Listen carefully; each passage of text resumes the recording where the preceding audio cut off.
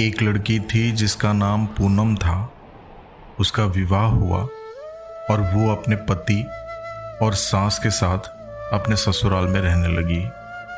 कुछ ही दिनों बाद पूनम को लगा कि उसकी सास पुराने ख्यालों की है और वो नए विचारों वाली। पूनम और उसकी सास का आए दिन झगड़ा होने लगा। दिन बीते, महीने बीते, साल भी बीत गया। ना तो सास बुरा भला कहना छोड़ती और ना पूनम जवाब देना। हालात बद से बदतर होने लगे। पूनम को अब अपनी सास से पूरी तरह नफरत हो चुकी थी। पूनम के लिए उस समय स्थिति और बुरी हो जाती जब उसे भारतीय परंपराओं के अनुसार दूसरों के सामने अपनी सास को मान सम्मान देना पड़ता। अब पूनम किसी भी तरह अपनी सास से छुटकारा पाने की सोचने लगी। अब एक दिन जब किसी बात को लेकर पूनम का अपनी सास से झगड़ा हुआ और तो और पति भी अपनी माँ का ही पक्ष लेने लगा, तो पूनम नाराज होकर घर छोड़कर मायके चली आई। अब पूनम के पिता आयुर्वेद के बहुत बड़े डॉक्टर थे।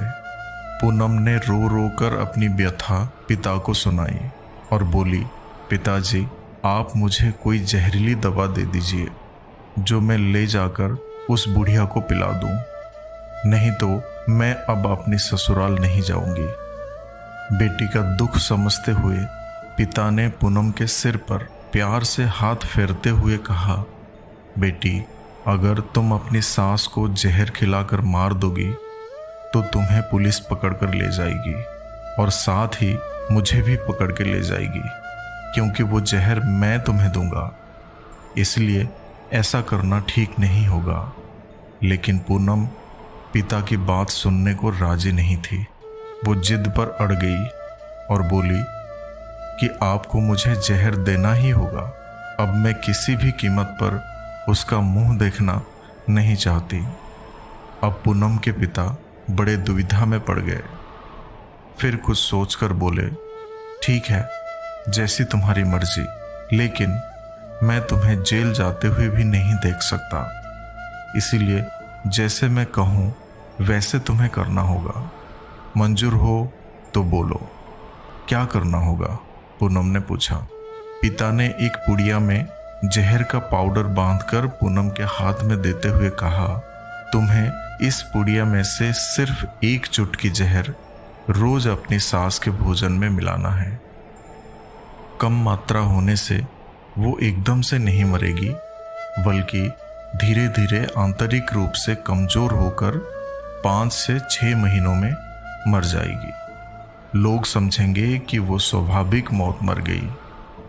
पिता ने आगे कहा, लेकिन तुम्हें बेहद सावधान रहना होगा ताकि तुम्हारे पति को बिल्कुल भी शक ना होने पाए, वरना हम दोनों को जेल जाना पड़ेगा। इसके लिए तुम आज के बाद अपनी सास से बिल्कुल भी झगड़ा नहीं करोगी, बल्कि उसकी सेवा करोगी। यदि वो तुम्हें कुछ बुरा भला कहती है तो तुम चुपचाप सुन लोगी, बिल्कुल भी प्रत्युत्तर नहीं दोगी। बोलो, कर पाओगी ये सब? पूनम ने सोचा कि 6 महीनों की ही तो बात है, फिर तो छुटकारा मिल ही जाएगा। उसने पिता की बात मान ली और जहर की पुड़िया लेकर ससुराल चली आई। ससुराल आते ही अगले ही दिन से पूनम ने सास के भोजन में एक चुटकी जहर रोजाना मिलाना शुरू कर दिया। साथ ही उसके प्रति अपना बर्ताव भी बदल लिया। अब वो सास के किसी भी ताने का जवाब नहीं देती, बल्कि क्रोध को पीकर मुस्कुराते हुए सुन लेती। रोज उसके पैर दबाती और उसकी हर बात का ख्याल रखती। सास से पूछ पूछ कर उसकी पसंद का खाना बनाती, उसकी हर आज्ञा का पालन करती। कुछ हफ्ते बीतते बीतते सास के स्वभाव में भी परिवर्तन आना शुरू हो गया। बहू की ओर से अपने तानों का प्रत्युत्तर ना पाकर उसके ताने अब कम हो चले थे, बल्कि वो कभी कभी बहू के सेवा के बदले आशीर्वाद भी देने लगी थी। धीरे धीरे 4 महीने बीत गए। अब पूनम नियमित रूप से सास को रोज एक चुटकी जहर देती आ रही थी, किंतु उस घर का माहौल अब एकदम से बदल चुका था। सास बहू का झगड़ा पुरानी बात हो चुकी थी। पहले जो सास पूनम को गालियां देते नहीं थकती थी, अब वही आस पड़ोस वालों के आगे पूनम की तारीफों के पुल बांधने लगी थी। बहू को साथ बिठाकर खाना खिलाती और सोने से पहले भी जब तक बहू से चार प्यार भरी बातें ना कर ले उसे नींद नहीं आती थी। छठा महीना आते आते पूनम को लगने लगा कि उसकी सास उसे बिल्कुल अपनी बेटी की तरह मानने लगी है। उसे भी अपनी सास में माँ की छवि नजर आने लगी थी। जब वो सोचती कि उसके दिए जहर से उसकी सास कुछ ही दिनों में मर जाएगी तो वो परेशान हो जाती थी। इसी सोच विचार में एक दिन वो अपने पिता के घर दोबारा जा पहुंची और बोली, पिताजी, मुझे उस जहर के असर को ख़त्म करने की दवा दीजिए, क्योंकि अब मैं अपनी सास को मारना नहीं चाहती। वो बहुत अच्छी है और अब मैं उन्हें अपनी माँ की तरह चाहने लगी हूँ।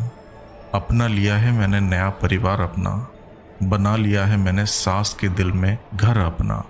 उनके पैरों में मुझे अब जन्नत दिखती है। उनके होने से ही मुझे हर कमी पूरी लगती है।